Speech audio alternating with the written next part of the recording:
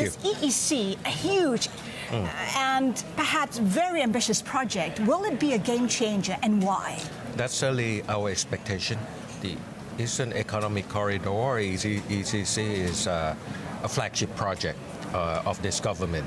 Basically, we have designed it so that it can serve as an investment-led transformation tool for Thailand. As you know, we are undertaking a major wide-ranging reform, economic as well as social.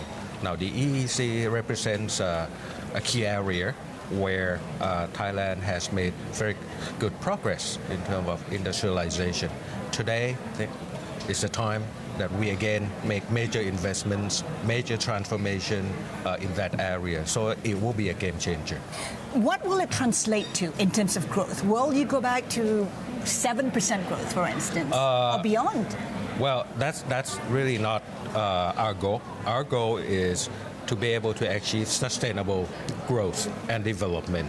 So the EEC is about industrial transformation, industrial upgrading of our target industries, but that's not it only. We are also talking about upgrading the environment, building new cities, eco-cities that are up to international standards, because we want to accommodate not just the local population there, but also the international expats, communities that will also be growing within the EEC. So it's a comprehensive package. Let's talk about the transformation, Thailand 4.0. Currently, there's an education and skills gap. How will you narrow that gap? That's very critical. In fact, the people aspect of Thailand 4.0 is the most crucial thing in my view, because if we talk about transformation, industrial, otherwise, it always ends up at people. So a lot of things are ongoing. Education reform, all level, but in particular, if we talk about industrial and EEC, so we're focusing on the upgrading of the vocational education at that level, training, because we have received feedbacks and inputs from the industries, industrial sectors, that is really needed in Thailand if we're going to do something like the EEC. Have any of the projects taken off? Are you on track? We are pretty much on track. So far this year, it has been the year of preparation for the EEC, meaning we have been putting in place the overall plans where we know what would happen within the EEC. For example, the airport, the rail system, the industries, and so on. So next year, we are expecting to see actual investment taking place. This year is a year of communicating with the investors, with the people in the area, so that they understand what will be happening, and we are getting the inputs as well. It is a $44 billion project. Where will the money come from? And are you looking to perhaps look towards China, the One Belt, One Road? Can that play a part in your development? Yes. Well, first of all, the investment money, we are expecting the majority will come from the private sector. We are utilizing the PPP, public partnership concepts extensively to drive forward the funding for the EEC. So overall, within the 5-year period that we are talking about, 40-something billion US dollars, about 80% we're expecting from the private sector. The rest from the government, the public sector. With respect to the regional initiative like the One Belt, One Road, I think it's very natural, logical, and mutually beneficial for EEC to link up with One Belt, One Road, and also other regional initiatives like the RCEP, for example, or even TPP if that goes ahead. What do you see as the risks and benefits from linking up with China under the One Belt, One Road initiative?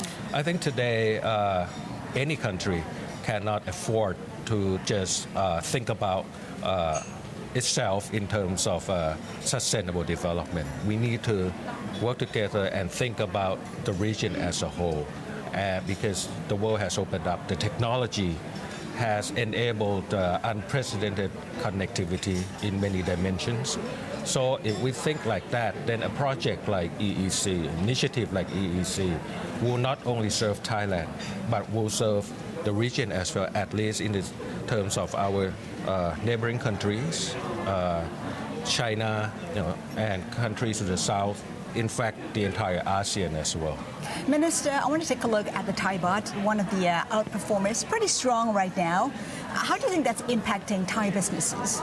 Well, I think there are a number of aspects depending on what business you are in, export or import. So there are both sides of the equation. Are you comfortable with where the Thai baht is?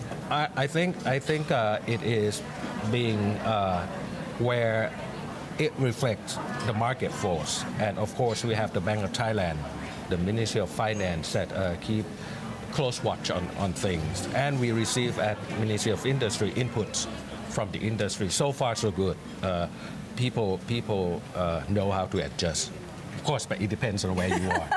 Different perspectives. Now, in the political space, as Thailand moves towards an election next year, are you concerned that investors may be on tenterhooks given the political uncertainty that the country went through as it moves to democracy? I think from our experience,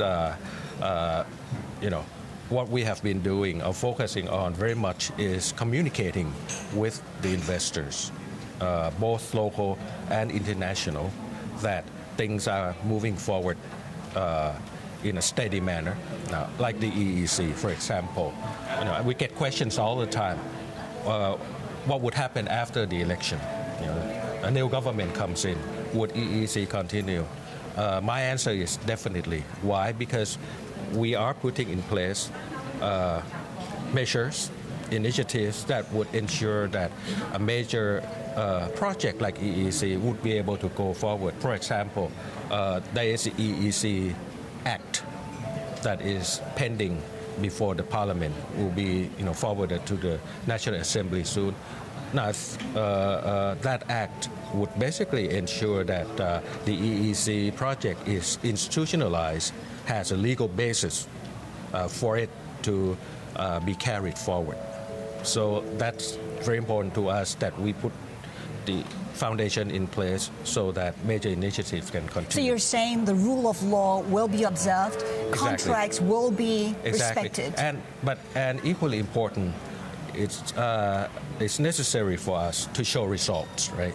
That the EEC will proceed according to plan, as you were asking earlier, so that in the future, as we move forward, people can see the benefits, can experience the benefits of the EEC, plus the force of law that would support it. I think together, then people can see the commitment and feel confident that a project like EEC and others of this government will move forward.